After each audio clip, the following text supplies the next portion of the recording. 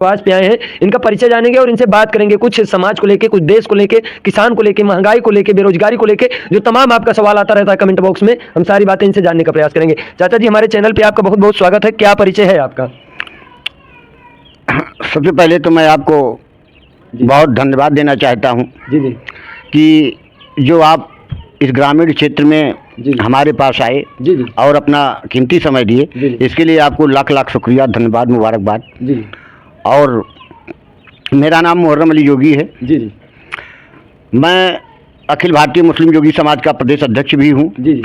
और समाजवादी पार्टी जी जी उत्तर प्रदेश में जी जी माननीय हमारे राष्ट्रीय अध्यक्ष जी अखिलेश भैया ने मुझे जी जी प्रदेश सचिव पिछड़ा वर्ग प्रकोष्ठ उत्तर प्रदेश नियुक्त किया है। जी जी और जी मेरा एक पुश्तैनी मकान है जी जी ग्राम सुदनापुर, जी जी और इस मार्केट का नाम है जी जी और ये सुल्तानपुर जनपद के जी जी तहसील सुल्तानपुर में ही ये हमारी मार्केट आती है। जी जी और हमारा क्षेत्र भी जो है सुल्तानपुर विधानसभा क्षेत्र है। जी जी। तो जिस प्रकार चाचा जी आज भारत की दशा हो गई है, जिस भारत को कभी जय जवान जय किसान का नारा देके बड़ा गौरव सम्मानित किया जाता था, आज मौजूदा जो हालत है, किसान अपने हक को पाने के लिए गोलियां तक खा रहा है और सड़कों पे जिंदगी बिता रहा है। और कहीं ना कहीं एक तरफ जय जवान जय किसान का नारा हमारे देश में दिया जाता है और एक तरफ निहत्थे किसानों के ऊपर बम गिरवाया जा रहा है, आंसू गैस के गोले गिरवाए जा रहे हैं, वो भी ड्रोन से ऊपर जहाज़ों द्वारा गिरवाया जा रहा है। और किसान के बेटे को ही, किसान इधर बुजुर्ग किसान है और उनके बेटे जो जवान है, क्योंकि किसान का बेटा है, किसी आज तक उद्योगपति का या किसी बिजनेसमैन का बेटा फौज में नहीं गया है। एक तरफ किसान उसका पिता है और एक तरफ उसके बेटे से गोलियां चलवाई जा रही हैं, बम चलवाया जा रहा है। कहां तक सही मान रहे हैं इसको? तुलसीदास जी ने एक चौपाई को लिखा है कि प्रभुता पाई काहि मद नाही। जी जी। तो यहाँ की योगी और मोदी सरकार जो है, जी जी, ये इतने घमंड में चूर हो गई है जी जी, कि भारत के संविधान को तार तार कर रही है। जी जी, जिस संविधान को हमारे परम पूज्य बाबा साहब भीमराव अम्बेडकर ने लिखा, जी जी, गरीबों के लिए, शोषितों के लिए, वंचितों के लिए, किसानों के लिए, नौजवानों के लिए, व्यापारियों के लिए, जी जी, उस संविधान को तोड़ करके जी जी, ये भारतीय जनता पार्टी की सरकार जो है, ये मनुवाद को स्थापित करना चाहती है, मनुस्मृति स्थापित करना चाहती है।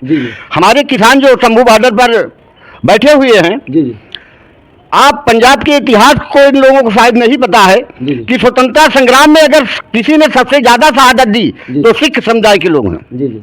और आज पंजाब जो है पूरे भारत को 30% चावल की सप्लाई अकेले करता है। ये व्यापारियों के पेट को भरता है, नेताओं के पेटों को भरता है और मिलिट्री वालों के पेटों को भरता है। और पूरे देश में शोषित वंचित जितने भी समाज हैं, सबको खाना खिलाने का काम 30% पंजाब अकेले करता है। और पूरे देश के अंदर हमारे पंजाब के किसान 10% अकेले दूध की सप्लाई करते हैं।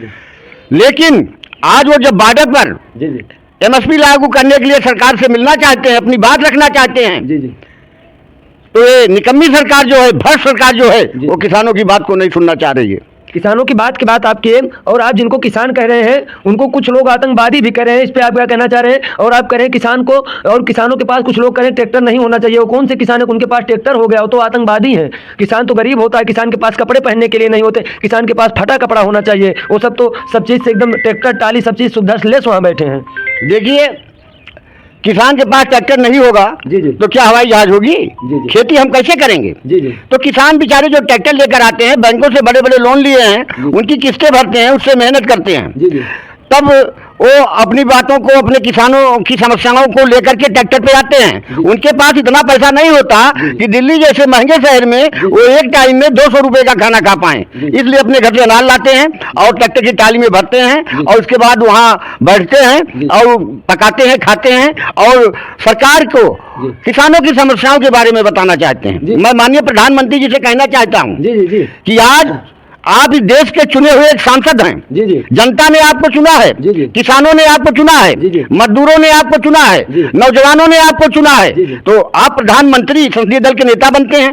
संसदीय दल के नेता बनने के बाद आप प्रधानमंत्री बने, तो कम से कम भारत का कोई भी नागरिक हो जो माननीय प्रधानमंत्री जी से मिलना चाहिए, मिलना चाहता है, अपनी बातों को रखना चाहता है, तो माननीय प्रधानमंत्री जी को समय निकाल करके और किसानों के प्रतिनिधिमंडल से मिल करके बात करनी चाहिए। मैं का आंकड़ा मैं पेश कर रहा हूँ, किसान कितने घाटे में है इस समय सुन लीजिए। जी जी बता दीजिए। एक एकड़ जमीन में जी कम से कम 60 किलो गेहूं का बीज लगता है। जी जी जी अगर अच्छा गेहूं का बीज अगर किसान खरीदता है तो 100 रुपए किलो है। जी जी तो 6000 का बीज हो गया। जी इसके बाद जी जी 3.25 बीघे कच्चे का जी जी एक एकड़ जमीन मानी जाती है उत्तर प्रदेश के अंदर। जी जी जी तो अगर 4.25 बीघे एक एकड़ की जुताई की लागत 4000 रुपए आती है, क्योंकि उसकी जुताई 2 बार किसान को करानी पड़ती है। जी जी इसके बाद उसमें करीब 2 बोरी यूरिया और 80 किलो डीएपी और इसके साथ दवा का छिड़काव करना पड़ता है, जिसकी लागत जो है समझ लीजिए कि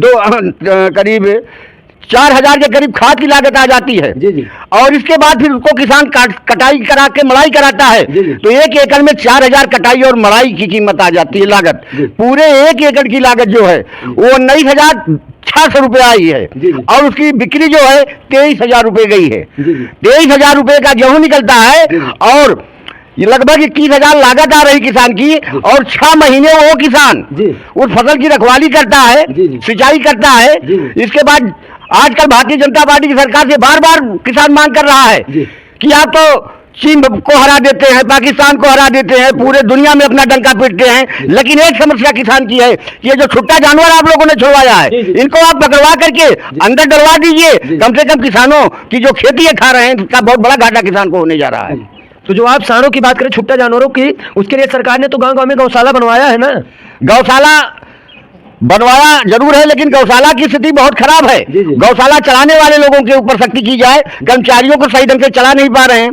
माननीय मुख्यमंत्री जी हमारे बेचारे वो हमेशा दौरे पर रहते हैं, छोटी छोटी बातों पर ध्यान नहीं देते। जैसे मैं उदाहरण के तौर पर लखनऊ से और इसके बाद ये जो 6 लाइन गया है पूर्वांचल एक्सप्रेस हमारे घर से 2 किलोमीटर दूरी से गुजरता है। कुंवरेभार से समरी तक 5 किलोमीटर के रास्ते में हफ्ते भर में 3-4 एक्सीडेंट होता है।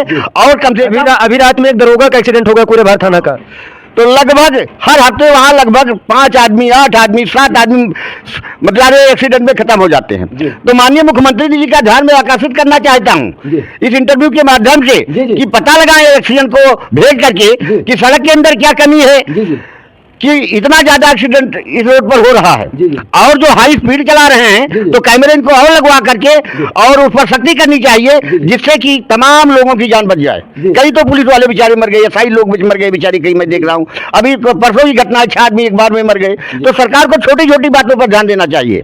तो नेताजी महंगाई को लेकर क्या कहेंगे, क्योंकि हमारे समाज में महंगाई इतना प्रदेश में बढ़ गई है कि एक किसान दिन भर काम करता है, लेकिन रात को अगर एक रोटी बस शौक से खा ले चैन से तो बहुत बड़ी बात होगी उसके लिए। महंगाई को लेकर क्या दौर है जी कि भारतीय जनता पार्टी वालों का नारा था कि आप लोग मुझे जिताइए और हम महंगाई को कम कर देंगे, हिंदुस्तान की सारी चीजें सस्ती कर देंगे। लेकिन जैसे आप आए तो पहले जीएसटी 10% लोग ले रहे थे कांग्रेस वाले, तो इसको 28% कर दिया।